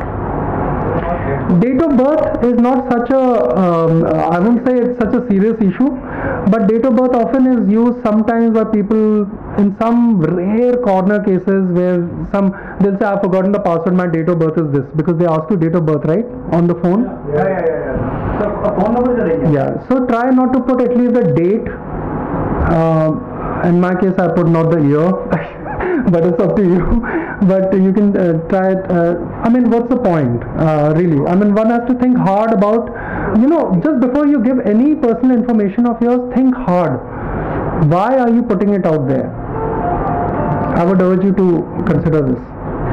Okay, so I'm basically saying your close people will always know your mobile number. This is a reality, and increasingly with WhatsApp coming in, a lot more people know your mobile number. You don't have to put your mobile number out there. There's another reason I'm saying this. There are some malicious apps which can do things like charge you for things through your phone balance, the phone balance that you have with the telco, etc., and they can charge you for that. But an app inside never knows your mobile number till you do an OTP verification of the mobile number. So they can pick out your phone number from many other places. Okay, password tips. Before I show this, I'm going to show you some of the world's most popular passwords. Would you like to see what around the world people use most for passwords? The first password most amount of human beings use is password. Password here. You see? That's it.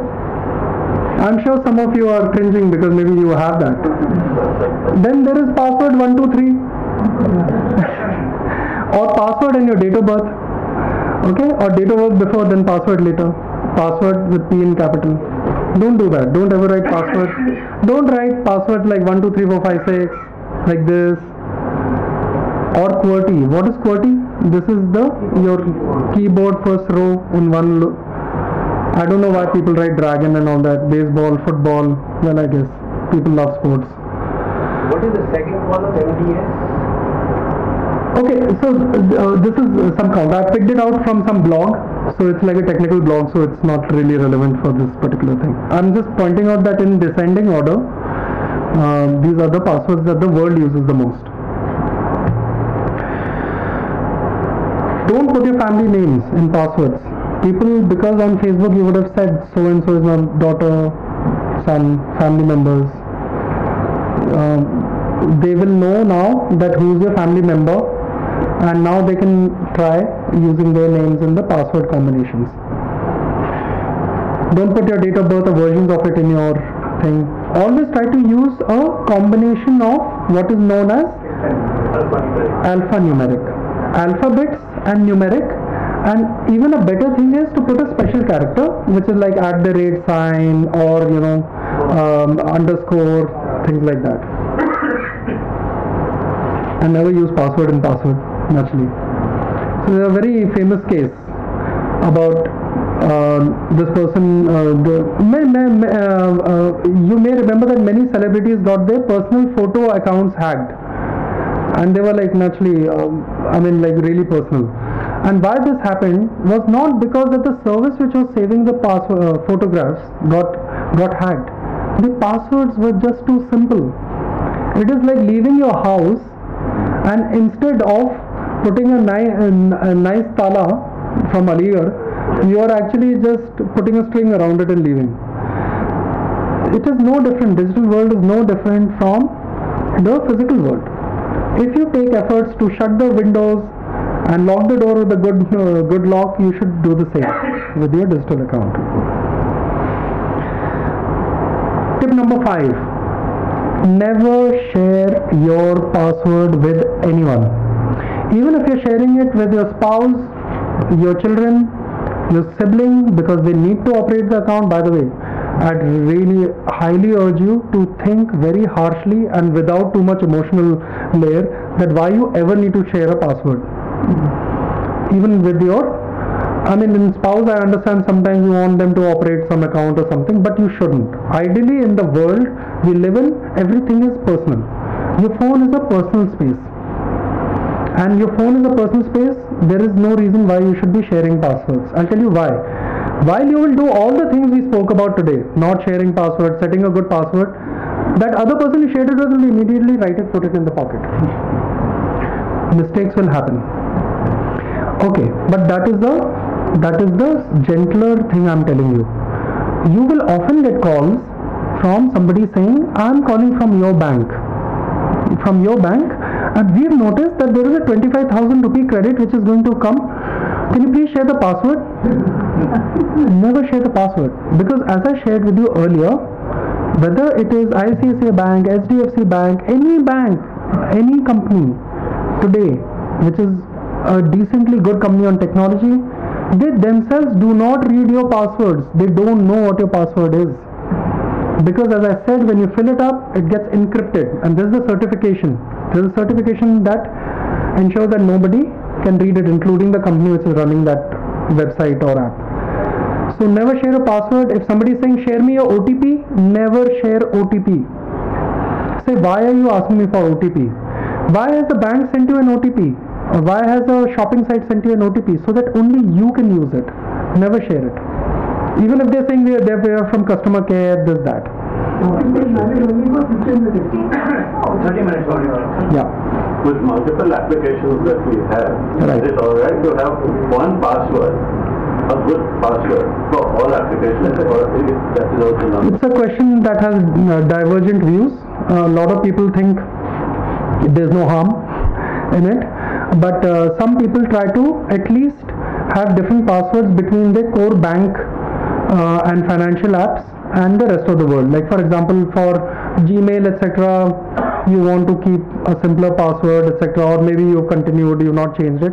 But a good practice is to change your passwords very often whenever there's a financial service behind it, where your money could be at risk. Although as I'm sharing that, don't overplay this, mostly you're safe. On top of it, the banking industry and the way our regulators have set it up, you're in safe hands. Even if somebody defrauds you, etc., then in that case your money is still safe because you can post. But it's a good idea to keep at least 2 or 3 passwords, and not so many that you keep forgetting. And in some cases, I know people just use one password, but they're good at it, so they don't do it. But it's a good idea to have different passwords, and definitely take the effort to keep changing it from time to time. So again, no company will ever ask you for password ever. No company will ever ask you for OTP. No customer care executive ever has the power to ask you that, ever. If they have to reset your password, there are ways to do that where you reset it. Okay. We were talking about apps, and we'll talk about how to download apps and install apps. Like Paytm app can be downloaded by opening the Play Store on your Android, or going to iTunes or the App Store on iTunes. All of these apps should only come from these app stores. You will often see on a website somebody saying, install this app and get this, do this and get that. Please don't do that. Don't. They haven't been, if they're not coming from a Google service like Play Store or an iTunes service or a Lumia store, don't do it. This is the number one mistake people make on smartphones. They start installing apps because they see advertisements. Those apps are malicious often. They will try to figure out your mobile number from your Facebook and all of these things. So if you're installing apps, install only from there. But before that, I want to give you one very, very heartfelt, sincere advice. Try not to have too many apps on your phone. Use one app which does everything from shopping, payment, banking, everything. One app. One app called Google for your mail, everything else in one app. And your WhatsApp and maybe an Uber, Ola kind of a taxi app, and some of your favorite e-commerce apps, Paytm, Amazon, whatever you use, Flipkart, you use these. Put those apps there, but don't install too many apps. Try not to install apps. And specifically because this will keep your phone light also and it will work faster. And if you're installing apps, by all means, please go and have fun with apps, but install only from the Play Store or official app stores. In many cases, these apps come preloaded. It's very difficult to remove them. Yes, that's right. Those apps, unfortunately, it's become an industry where a lot of these, and largely the low-end handset manufacturers make money by pre-installing apps and charging the company to pre-install those apps. You won't be very badly off in most of the cases. But yes, this is one of the reasons why a lot of people like unloaded phones. So there are a lot of companies which say we run absolutely the raw version of Android, meaning we haven't fiddled with it. So it's always good to do that. To download on the laptop and then transfer. Never do that. Never. There's only one way to install an app, which is to go to your phone, go to Play Store, install from there. There's one thing I really urge you all to do. If you have Android phones, you can do it right now. Please go into settings and under security, you will see this option, unknown source. Install device, allow installation of non-market apps. Ensure this is not ticked. I will show it to you later. Ensure that this is not ticked. This will automatically not allow your phone to install any app from any other format except from the official store. So tick to be moved. Sorry? No tick. There should be no tick. There should be no tick. Please do that now. I'm very happy if you take 2 minutes to do it because it's the single biggest thing that will help. Even your phone will react better because these are good apps tested. Under settings, go into security. Then Security. You will see device administration. Under that, unknown sources. Yeah, is it ticked or not ticked? Not ticked. Don't tick it. No tick. Make password visible. That is fine. Earlier, you can see your password when you were typing it, but now because phone is a personal device, sometimes you want to ensure that you are seeing the password as you type it. There's nothing wrong with that. Unless you have 3-4 people like who are looking at your phone together with you, which is a rare case. This one, you have to make passwords visible marked over there. Yes, it's your choice. If you like to, no, password's visible only when you're feeding it on the field on your phone. Okay. It's not visible to anyone else. Yeah, and I'll tell you, earlier on the websites, they never showed you the password. They would become round dots as you typed it in. Why? Because anybody sitting next to you could read into it. But a phone is a very private personal device, so only you're looking at it most of the time.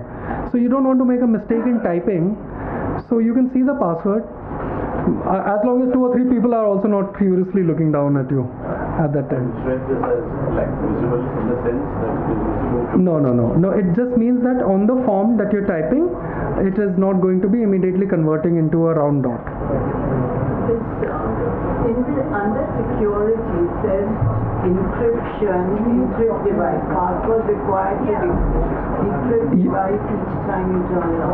Okay, so I would not touch that actually. You can stay away from that. But for some people who are very, very fond of privacy, they don't want tomorrow that the phone, if they lose it, somebody else can read it.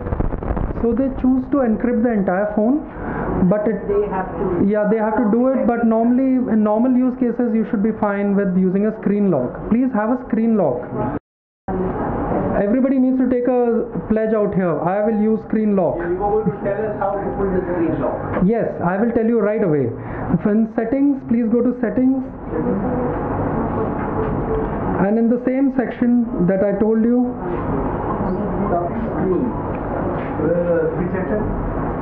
in settings, you will find lock screen and fingerprint as an option. Lock screen and fingerprint. Do you see it? Lock screen. I don't have fingerprint. Yeah, you won't have because it depends upon your phone's features. But lock screen, please choose a lock screen, and then you can set it. Yeah. What password did you put into your lock screen?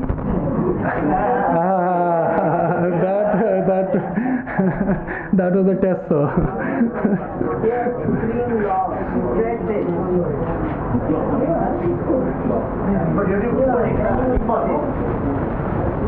No, tick mark should be off. Do not allow any apps to be installed. No, tick mark in what?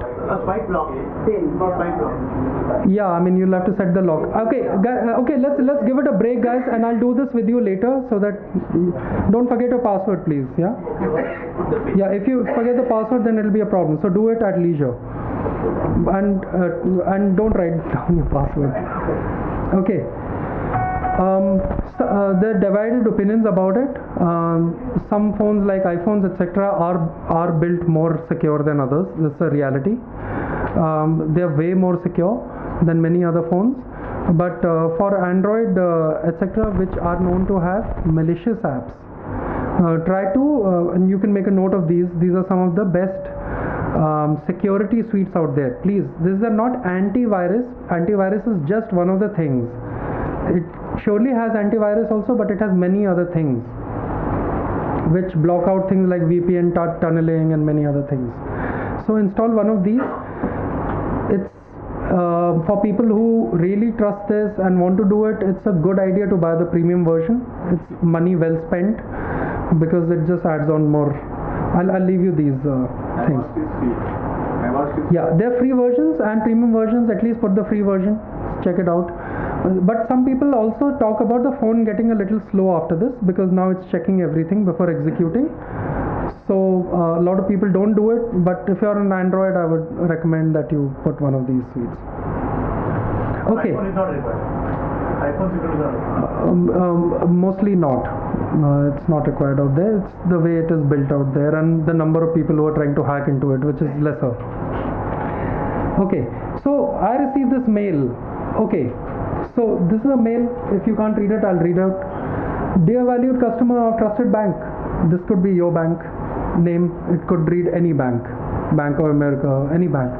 We have received notice that you have recently attempted to withdraw the following amount while in another country. If this information is not correct, someone unknown may have access to your account. As a safety measure, please visit our website via this link to verify your personal information. Once you've done it, our fraud department will work to resolve this discrepancy. Okay, so look at the website, trustedbank.com, this, that. But when you click on this, you will find that the trusted bank will go away and it will come. I'll show you a very interesting thing right now. And let me just connect it to my hotspot here. Okay, anyway, you should always look at, I'll probably take you through this in a bit, but always ensure that the URL is always the bank's URL, hdfcbank.com, iciicibank.com, and it should show. If it's not your bank's website. Please do not ever fall for these things. As in life, as was told by our elders, if it's too good to be true, it's probably not true. Okay. So somebody saying my bill is coming, give me 10,000 rupees, or go to this website and update your password, don't do it. Go to the website address you know, then update it there. Don't fall for these emails. There are many. S in it either. Sorry? There's no S in the HTTPS. Yes, that is correct. That HTTPS is not there. Most importantly, if it is your bank, it will not have the bank.com. So that is an important thing out there. In fact, I wanted to actually show you, because that is the. So let me type this. Yeah. So I'm typing HDFC Bank login. Let me see if the signal is coming. Okay, yeah, there you go. So you will see out here hdfcbank.com is the ending. Correct. hdfcbank.com, correct. hdfcbank.co.in, fine.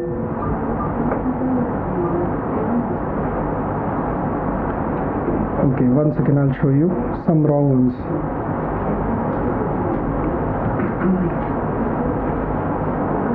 What is this? The SDFC, the investor dot. Okay, one second. Don't go to this site because the URL is HDFC Bank Diners Club dot something. You can't trust it. HDFC.com should be the ending of it. On that. Maybe don't take a chance, go through the hdfcbank.com main website and then click the links and go there. Okay, so for all these things that can go wrong and the ways to do that, it's basically overall a good world. We are very, very lucky that in India we have some of the best consumer practices. Even on FMCG items we have things like MRP, unit, grammage. At least all the efforts are there to make it as transparent to everyone. On the payment side and banking side, it's even better. Or you are in most cases completely insulated from fraud that might have happened. If you see your debit card, credit card, and now the central bank has even mandated that SMSs will come to you. So you immediately know when some charge has happened. If you find the charge has not happened to you, please take the pain of immediately calling the call center or writing an email, which is even better for record, that I feel this has happened, to the customer website. Once you report, in most cases after some time of arbitration, you will get your money and you should be safe. But beyond this, a lot of companies work extra hard on the technology side to reduce your risk. When you pay through Paytm, you will find in most cases we don't even ask you OTP, because we are able to figure out that your device is the device you've been coming frequently from. We know that you are roughly, you are a trusted consumer of ours. But if you're paying to someone unknown to us, then we will ask you for OTP, we'll ask you to log in again. So there are a lot of things that are invisibly happening under the hood to keep your interest protected. In either case, your money is safe. This is what all the banks work on. So please use a lot of apps, use and live it. I'm telling you, it will bring so much joy to you, and it's so easy and it will take away so much pain, and absolutely be comfortable with this. You're really, really covered. Sure. While downloading Paytm, it's asking about whether it should allow to use my contact numbers and my media files and everything. Yes. So should it be allowed for Paytm and for similar other apps? Yeah. So very good point, and I'm so happy that you're looking at that. When it is someone like Paytm or one of the companies that you know well about, you can absolutely be certain to go ahead and grant those things. But if you're downloading something which is like a photo app, a camera app, and it is asking you permission to read your SMS, there's no reason why it should be reading your SMS. The reason why we are asking you to give access to things like what is it asking your address book is because by a single click from your address book now on Paytm you can recharge another's phone number or send money. So there is a reason behind each of these. As long as you're with a trusted app and a company, there should be no worry on that particular thing, but it is a consumer choice and they can choose by looking at the list, and you should what you're granting permission to. What about photos, media and files on the phone? Yes, sometimes we use this for things like uploading to customer care and many other things. So therefore we make it easy by Yes, WhatsApp is increasingly very, very safe, because now the new WhatsApp has end-to-end encryption, so it is on your handset. Last particular Paytm, which is appearing in the internet, is not actually a phishing site. How would you? Which is why I said that I want to show you a feature in Safari, which is a browser on this, that when I go to, now I'll share this with you. Just 1 second. If I deny all these, can I still use Paytm? Sorry? Not allow. Yes, it will prompt you at some points, and some features will not be there. But I can still use it partly. Yeah, but as a rule, I want to share one thing with you. All good digital corporations are very sensitive about what they're taking permission for, because it also becomes their liability in many ways. So if it is with a trusted partner, you should just go ahead and do it. Thank you. The internet is the most unreliable on this thing. You can see what happens to the land. Now, while doing the transaction, if there's no internet or slow and it gets hanged, what is to that? No worries. Look, there'll be many situations where you will find that you were making a payment and your money got debited and the other party did not get the money. Wow, that happens very often. And there's nothing to worry about. All you have to do is put your phone in your pocket, don't worry, next day they will reverse the money. Both the sides have to say received, and the payment systems are built in such a way that if your money gets, that's why we built the wallet to begin with in Paytm. We found a lot of times the payment, because internet at that time was slow, so people were paying for recharging a mobile phone, and they paid through using a credit or debit card, and then Airtel or somebody was saying we didn't receive the money. So we, instead of sending it back to your card, which would take 7-15 days, we immediately put it in your wallet as Paytm Cash, and with a single click you could retry immediately. So where to try again? Sorry? The sender to try again. You will not receive. Yeah, you will get the message. Everything is supremely communicated. So it will say this recharge. If Airtel did not send you an SMS saying we have received this money, that means it didn't go through. When you open Paytm, it will have a big bold saying that your money failed. Try again. Your money is in the. Or when you get message your transaction is timed out. Timed out.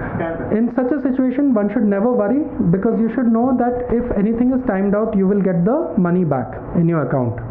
It's a safe world. It's not that bad as long as you're not going to international sites and installing apps from third-party app stores. I've never used a Paytm. When I use a banking system, I want to give a money to somebody else, I put his name. What happens in Paytm? Do I have to give mobile number you invoke? I'm going to show you that right now, actually. Okay, so I'm going to show you a little video about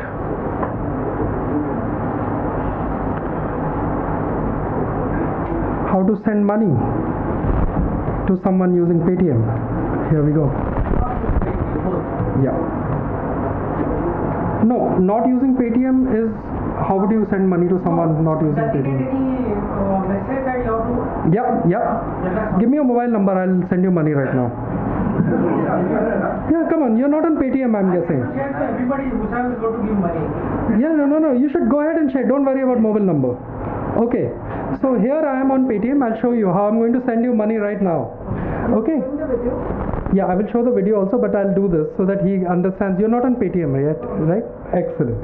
So so now it's asking me for a QR code. If you were in a shop, and you'll find a lot of taxis have this code, you can put it on that code and then do that. Now I'll show you the video. Now I'm going to send you the money. So either I can choose from the address book any of the people that I know. In my case, we are not connected. So what is the mobile number, sir? And I'm going to send you 10 rupees because you know I'm so generous. And there's a comment out here, so I'll say this is for your patience. Okay. Thanks for your patience. So now it is saying unverified wallet. Your friend's mobile email is not registered on Paytm. They will receive a link on this on mobile and email to register and claim this amount. Please confirm that you still want to send money. Now I say send money. Please check your phone and see if you've got an SMS. It will come. I will install it, Paytm also. That SMS will carry a link from where you can download the Paytm app from the Google Play Store. So I'm going to show you a video how to add money and how to send money to another human being. By the way, if any of you have a shop, 1 second. before I show this, if any of you have a shop or you want to take money from someone, this is a great way. Like for example, you can sell anything to another person and then say just send me money on Paytm. So all you have to do is, like I asked you only for the mobile number and you will receive the money, like that you will just get the money in account. And this is how it happens. Did you get your SMS? I got an SMS. Now when within how many hours? 48 hours. 48 hours. If you do not claim the money in 48 hours, then it comes back to my account. So you have that much time. But I'd urge you to please just see this. I'll take it over slowly because it's meant for. Sorry. Just 1 second. Is this video you're going to show, is it available? Yes, it is available. It's on our. So click on the Paytm app. This is your Paytm app here. Now choose your option. As you can see, there are options like pay or send money, add money, request money, right? We are going to send money to someone. Now you've chosen click on pay or send money, right?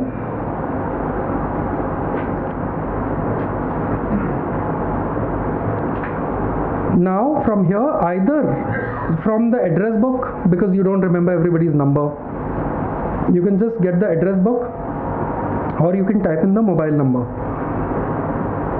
put in the amount of money you want to, and click send. That's it. And this is your passbook which shows so much money has been sent. Now this was a scenario in which, and you will get an SMS confirming. This was a scenario in which there was some money in my wallet. That's why there was, where did the money come from, right? When I sent you 10 rupees, where did it come from? Either I put it in the wallet by pulling money from my debit card, credit card, net banking. So I'm going to show you that after this. But this assumes that the recipient has to have a Paytm account. Yes, sir. The service is Paytm to Paytm service, naturally. But you can send it to somebody else's bank account, which I will show you right now also. Like you do NEFT, etc., you can do through Paytm. They don't have to be on Paytm in that scenario. Now I'm going to show you how to add money to Paytm so that you can do things like this in a minute. Some funky music. Yes, it has IMPS and RTGS facilities, which we choose according to that. Yes, we use IMPS a lot. We really work closely with NPCI and other organizations. How to add money in your Paytm wallet? Click on the Paytm app, choose add money. You see, now choosing add money. Now you choose how much amount of money you want to add into your wallet, whatever amount, and click on the promo code option. If you have a promo code, sometimes we run promotions that, you know, using a RuPay card, if you add 250 rupees, we give you 25 rupees extra Paytm cash. So that banner is down there. Say type some promo code if there is a promo code. This was meant for a promo code, therefore we made it. And you've added the money. Now click on add money. Amount has been successfully added to the Paytm wallet.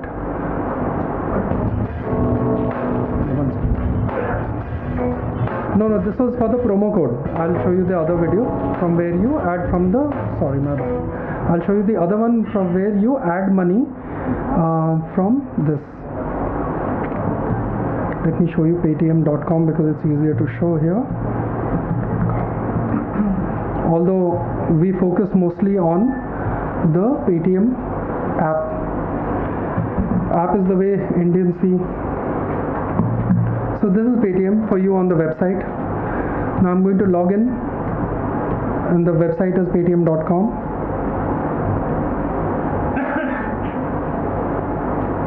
It's a little slow because my phone is using this and there's just 2 bars. So I've already pre-fed my password here.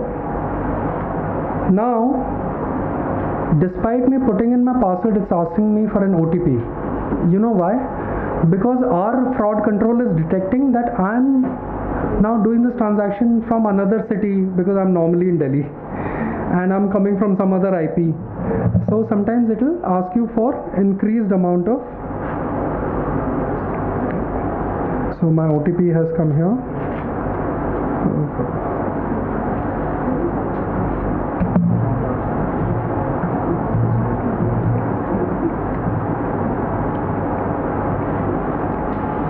User saw my OTP, that's fine. It's now expired. This is it, right? This is Paytm. Now I have to add some money. As you can see, this is my wallet. I have 9,469 rupees on it. So if I have to add some money to the wallet out here, I will add, say supposing I want to add 1,000 rupees. Sorry, 1,000. And now there's some promo happening out here. If you had a RuPay card, you would get that. Now I'm going to add money to the wallet.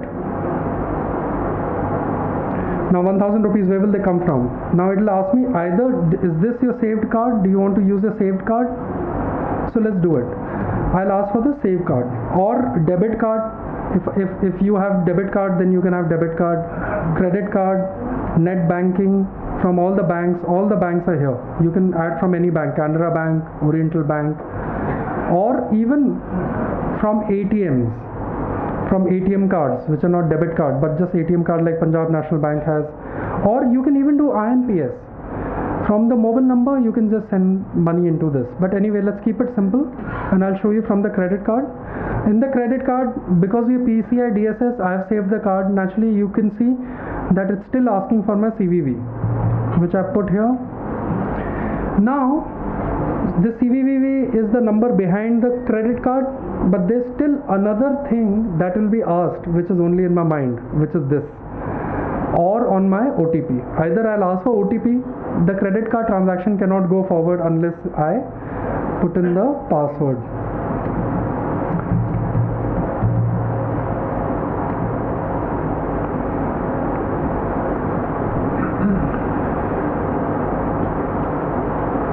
There you go. So my amount was some 9,000, now it's 10,469 out here. Payment transaction is done. Now let me take you over here. This is my passbook, which is showing I sent 10 rupees, which I did a moment back to you. It is here. You can click on this and get more details.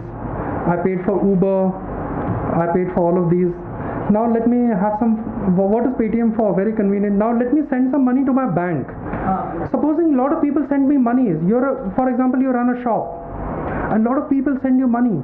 Now I've got 10,000 rupees. I don't want 10,000 rupees in my Paytm cash, because definitely I can use it to pay for my mobile, DTH and everything, but maybe I still have more money left and I want to send it to my bank or somebody else's.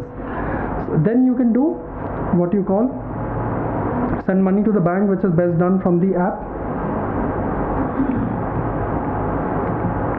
This send money is only from the app, but on the app, which I'm going to show you now, I'll show you how to send money to a bank account, and I will try to see if I can broadcast that.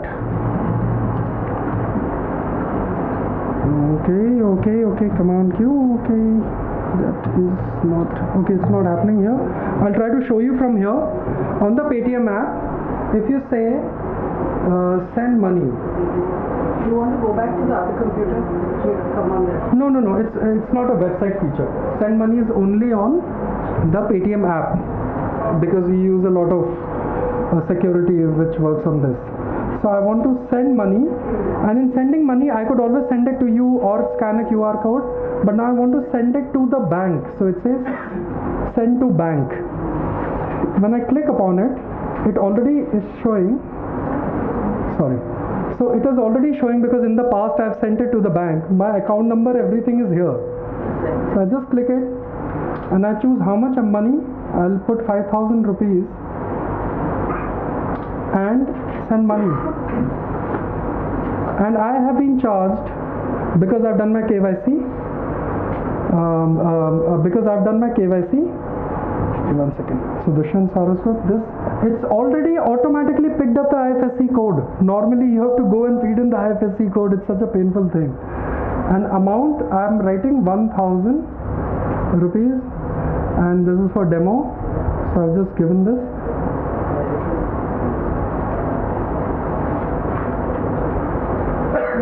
There. The money has already gone to my bank. It's in my savings account. I paid something for this. which is 4% every time you send money to the bank. But this is only 1% if you do your KYC. So I will show you an SMS from our bank confirming that money has come. There you go. HDFC Bank is writing 1,000 rupees was spent on a... Okay, 1 second. There you go. You got the message that it's already in your bank. So every transaction... So for 1,000 rupees, 10 rupees was deducted from me for that transfer. So this transaction is for every receiving as well as sending money? No. It's only when you send it to the bank. Otherwise no? Otherwise no. When I sent it to you, I sent 10 rupees, you got 10 rupees. When you added 100 rupees into your wallet, you added 100 rupees, we might have taken a payment gateway charge, but you still got 100 rupees Paytm cash. Only when you send it to the bank. And this is the way in which we are actually, it's become a great fire because every guy, the guy who sells Golgappas is using Paytm.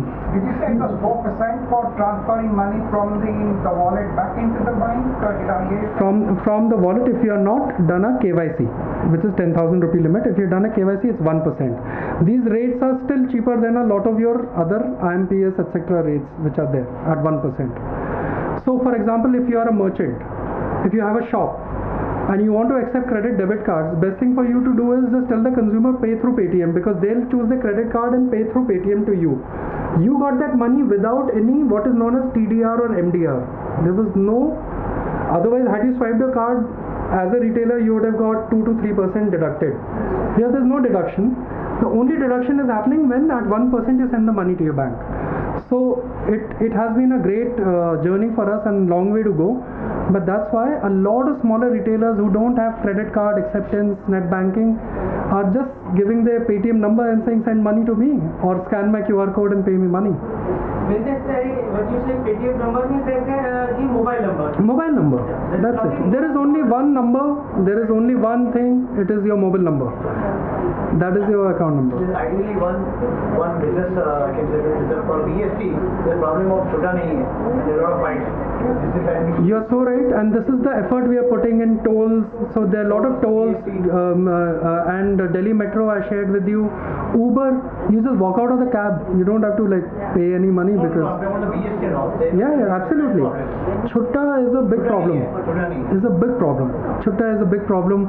You've asked for pizzas, or you sat in Uber with 4 or 5 people. You have to share money after the ride. Each of you just send money to each other, 100 rupees in a few seconds. It's over. Not Indian Railways on your... Indian Railways allows, and then Paytm is available on many other sites. Like on Indian Railways, you can pay by Paytm. Make My Trip, you can pay by Paytm. Book My Show, you can pay by Paytm. It's very slow when we go to Indian Railways IRCTC website. It takes hours and ages basically to, and by the time sometimes you lose the connection as well. So are you allowed to make the payment? We are working with Indian Railways to be, yeah, we are. To give a tremendous advantage to customers. No, we are really trying to do that, but it has to be done by them also. But we'll soon have that out. We'll end the session now. Yes, please. 5:30. Sure. So I think some of you have questions, others would like to leave, and we normally stick to our timings. So Dushyant, thank you very much for a wonderful session. I hope it was helpful. May I request my colleague Yogesh to present you with a small memento for 2 hours of standing wonderful discussion.